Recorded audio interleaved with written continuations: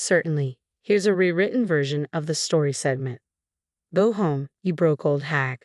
Who do you think you are coming on the trip for free? I was astonished, as usual, by my family's behavior. I'll show you, I thought to myself, deciding how to punish them. While I was away from my family, enjoying some peace and quiet, my younger brother called me. Hey, what did you do, sis? My name is Karen, a 30-year-old office worker. I have a boyfriend of 3 years named Adam, a wonderful man who is gentle, caring, and considerate. We met in university. He was a senior when I was a junior. Whenever I had work or personal troubles, I often confided in him. He would listen empathetically to my stories and give me sound advice. After graduation, we continued to meet regularly, and one day he confessed his feelings to me. That's when we started dating. Since then, we've been getting along well, and I started thinking that we might marry someday. Then one day, he finally proposed. Karen, I want to be with you forever. Will you marry me? Yes. And so, we decided to get married. We soon went to announce our marriage to our respective families. I'm pleased to meet you. I'm Karen. Oh, I'm glad we finally get to meet you. Adam has talked about you a lot. He was right, you're such a lovely girl. Oh, stop, I'm blushing. Please come in. Thank you. Adam had lost his father a few years ago, and now only his mother was left in their family home. I was anxious about whether I would get along with my mother-in-law and whether she would like me, but I was relieved to find that she was a kind and wonderful person. We had a delightful conversation over tea and sweets. Karen is such a good girl. I'm so happy she'll be Adam's wife. His mother praised me very much. I'd never received so many compliments before, so I didn't know how to react and felt a little puzzled. The wedding preparations went well with a friendly atmosphere, and I felt relieved. But next, I had to introduce Adam to my family. Just thinking about it made me feel blue. You see, I don't really like my family that much. The reason is how my parents treated me since I was a child.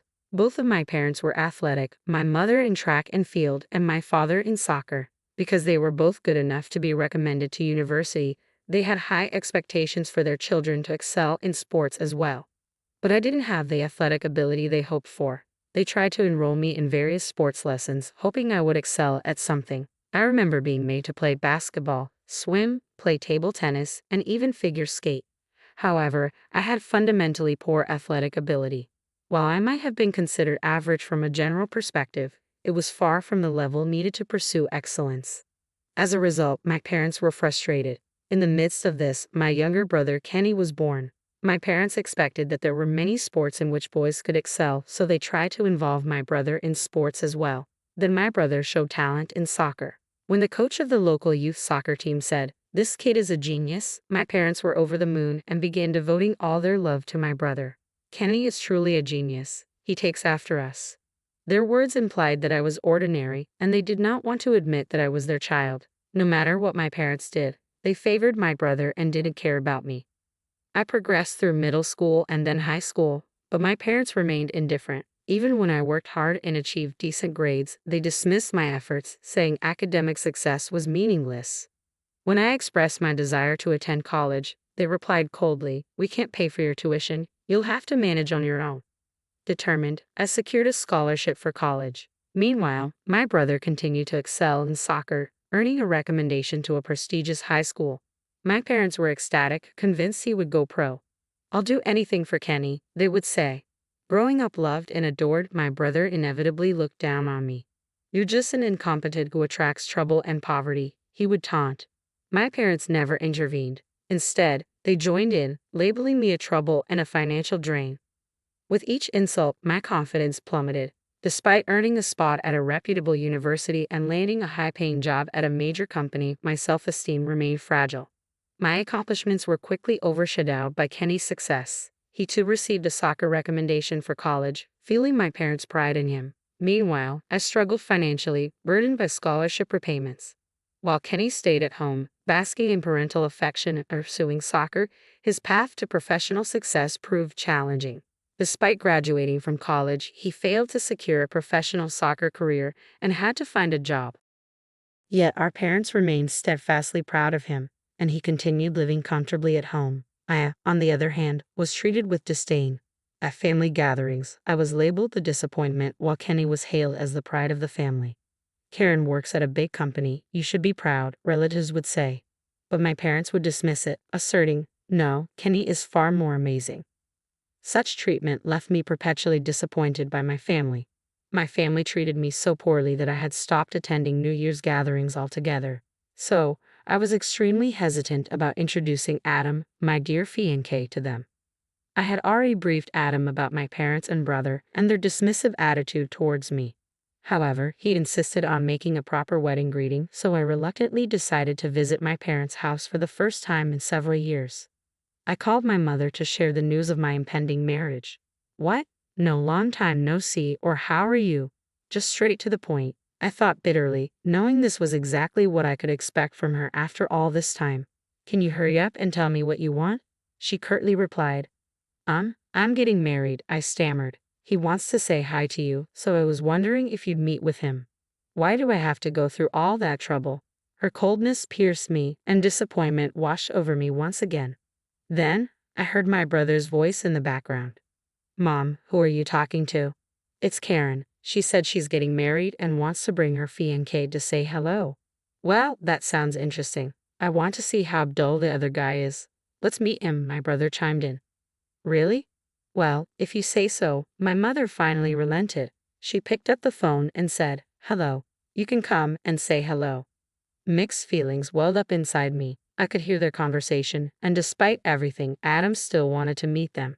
So, I decided to visit my parents' house on my next day off, preparing myself for potentially more hurtful behavior. I look forward to it, Adam said reassuringly.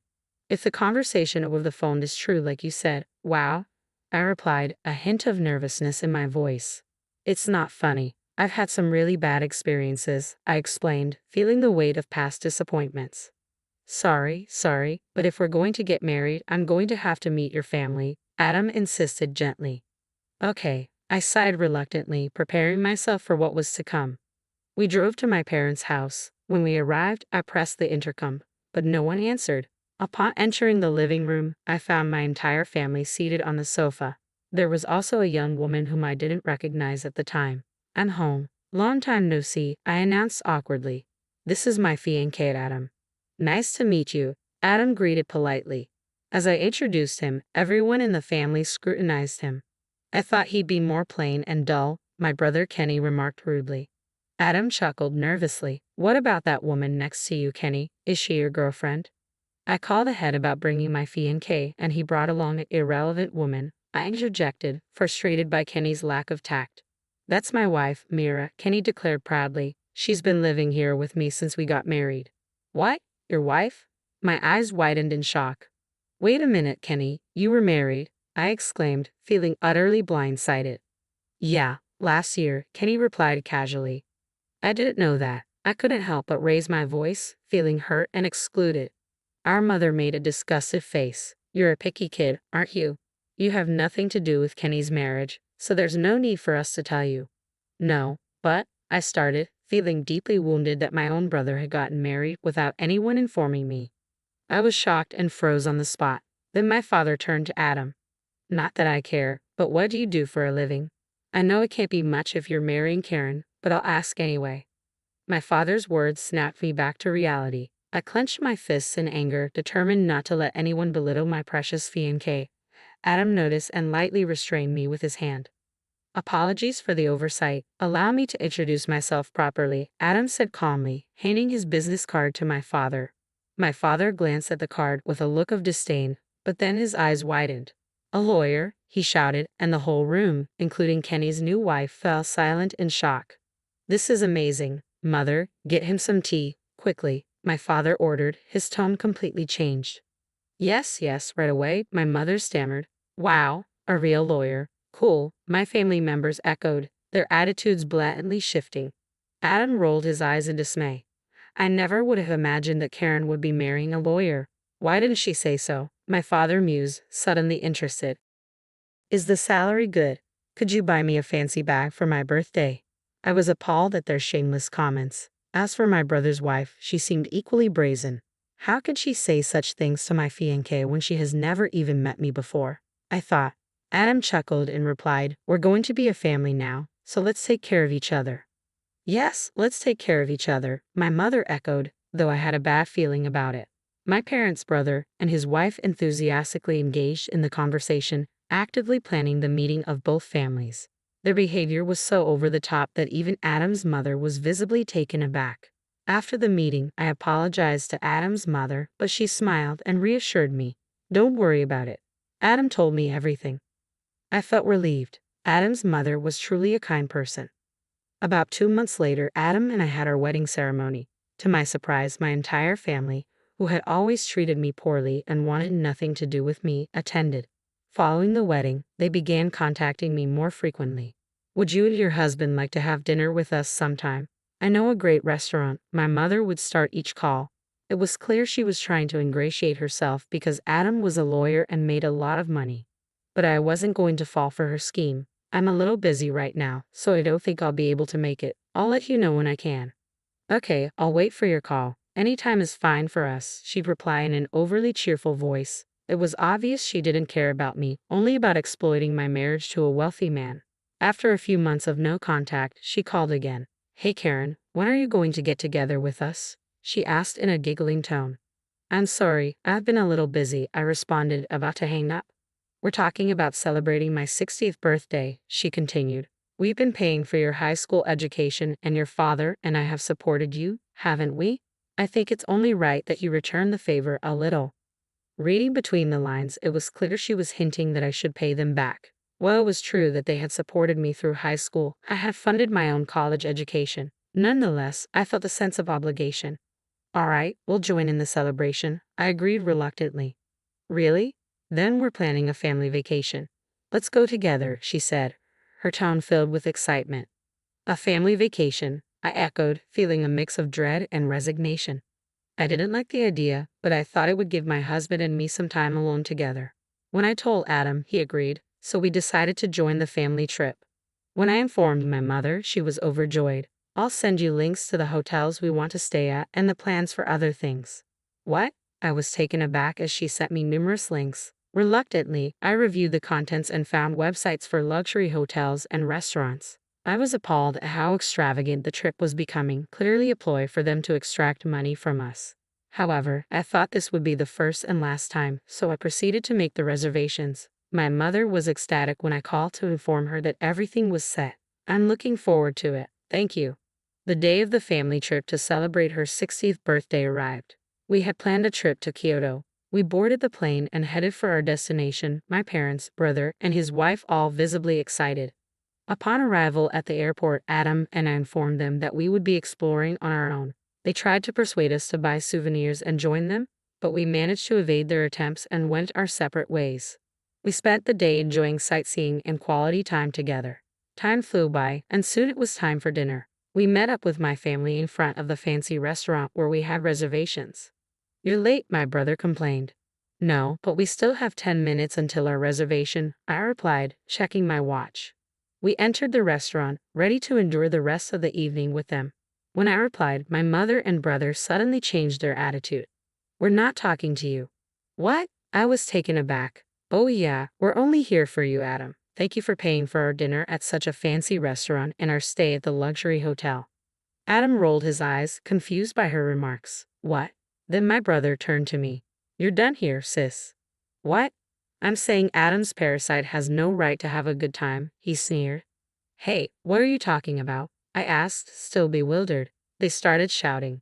Go home, you broke old hag. Who the hell do you think you are, coming along on a free trip? As usual, I was astonished at my family's behavior. It became clear they planned to exclude me from the beginning. I whispered to Adam. I'll show you how I decided to punish them.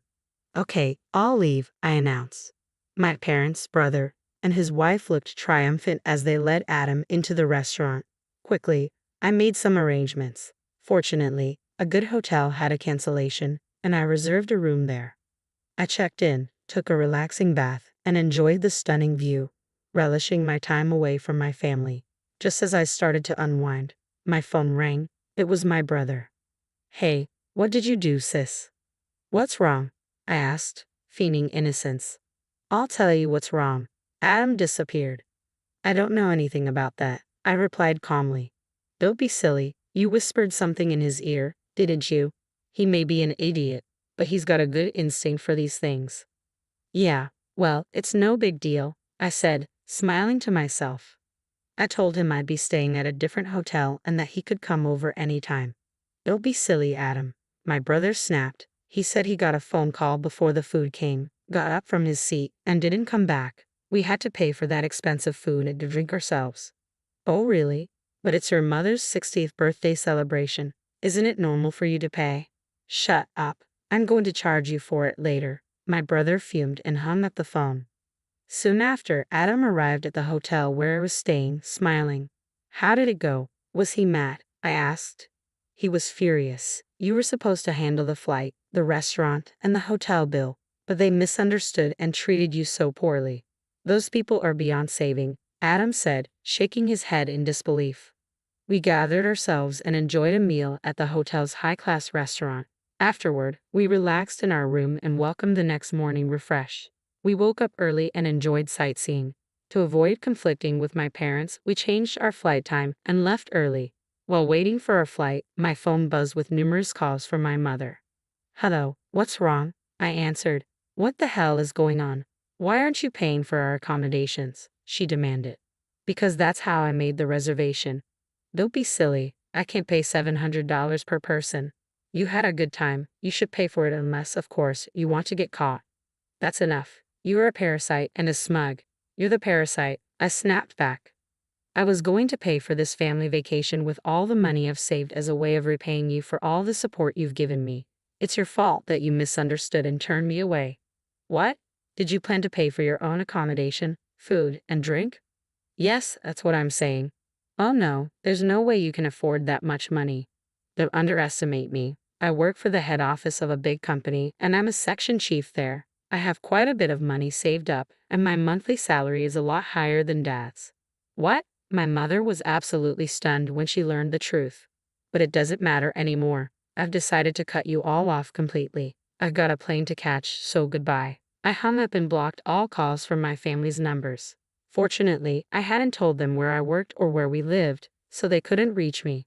However, the idiots stormed into the lawyer's office listed on the business card Adam had given them, demanding to see him and disrupting his business. My brother even broke some equipment, which was reported to the police. They were arrested and had to pay for the damage and fines. After spending so much money on a family vacation and because of the arrests, both my father and brother were fired from their jobs. Now they are all working part-time or as freelancers, living unwealthy lives and constantly bickering with each other. They really are idiots and deserve it.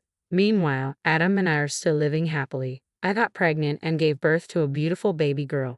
We rejoice over the birth of our daughter with my husband and mother-in-law. I will continue to cherish my husband, mother-in-law, and daughter and enjoy a happy life with them.